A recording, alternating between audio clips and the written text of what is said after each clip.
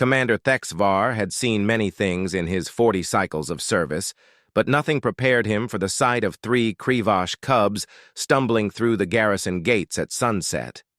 Their blue fur was matted with mud and something darker.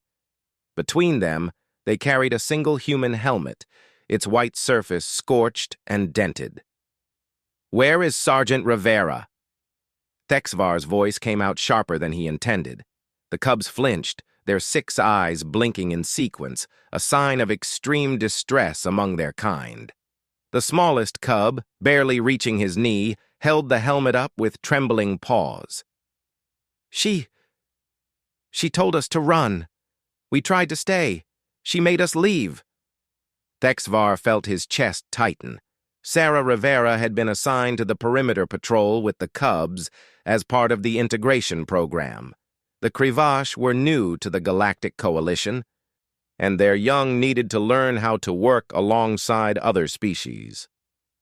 Most species sent junior officers for such duties.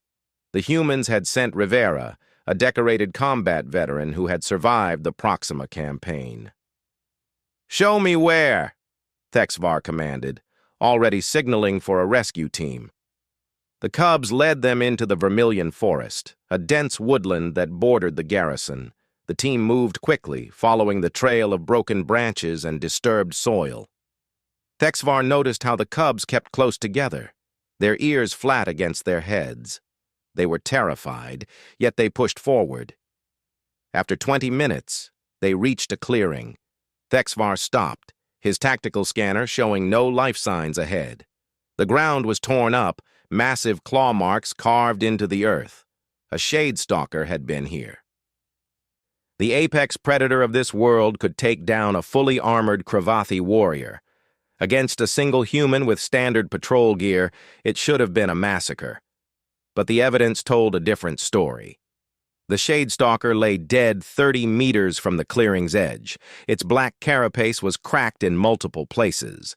Burns covered its body, and jutting from its throat was a combat knife, driven so deep that only the handle remained visible. "Medic!" someone shouted. Thexvar turned and saw Rivera. She was slumped against a tree, her armor cracked and bloody. Her left arm hung at an unnatural angle. Deep gashes crossed her torso where the stalker's claws had found purchase, but she was breathing. The human medic, Corporal Chen, rushed forward and began working immediately. "Pulse is weak but steady.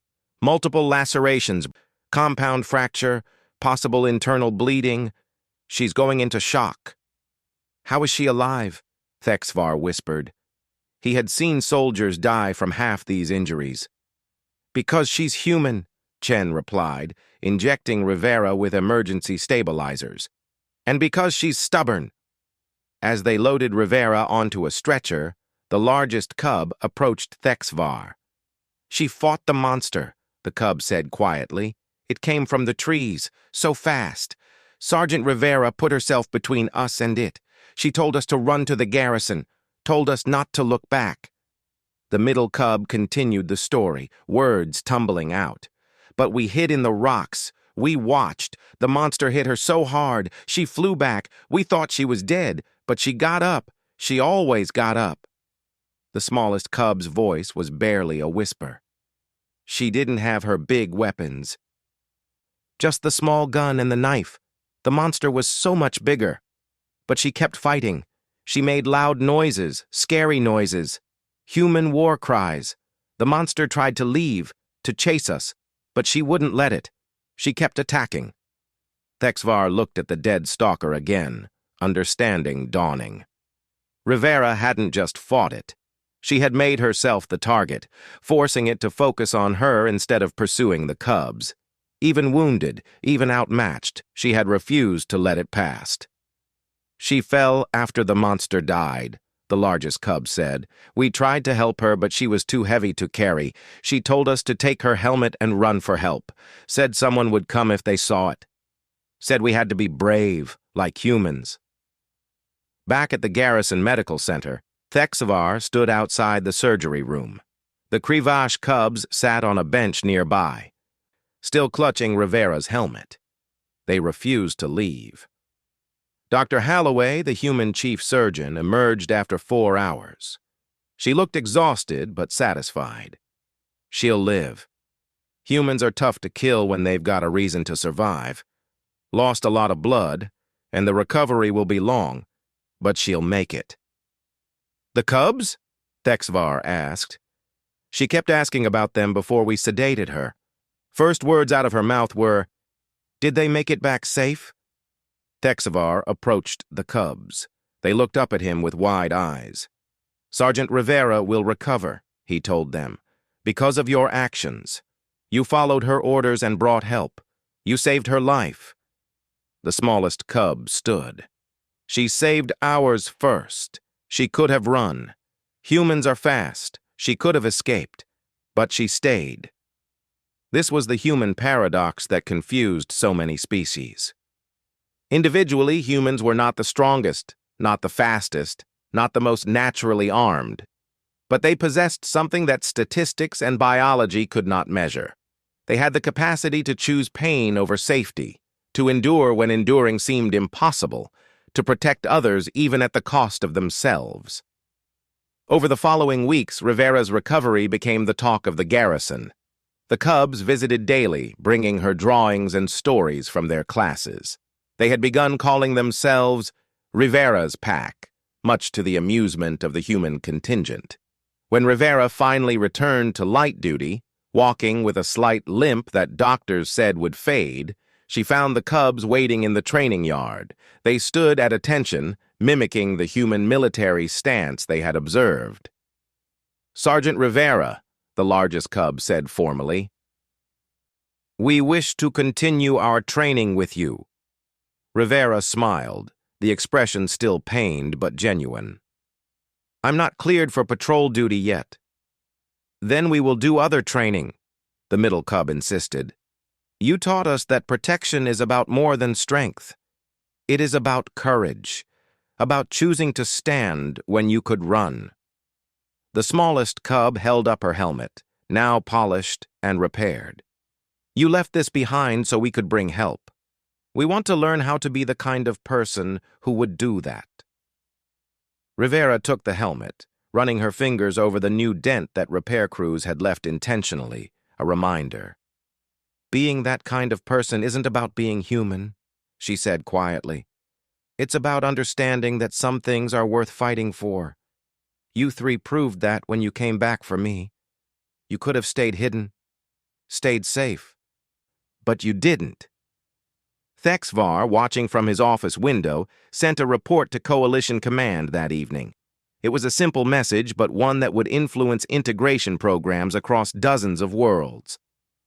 The human designation, humanity, fuck yeah, is not about physical superiority or technological advantage. It is about an unwillingness to abandon others, even when logic suggests surrender. It is a cultural trait that they pass to those around them.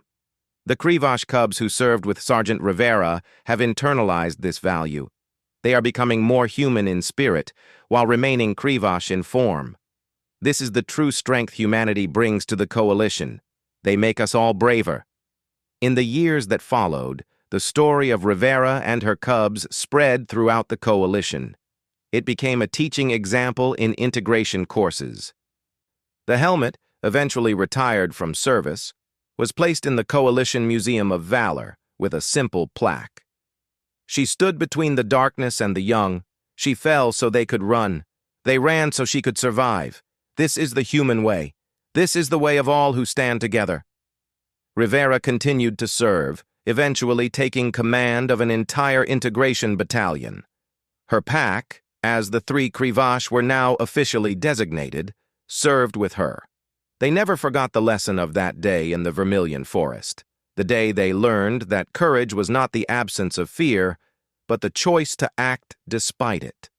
And somewhere in the Coalition archives, in a file marked Human Behavioral Studies, a single note was added by a Krivathi anthropologist who had spent decades studying humanity.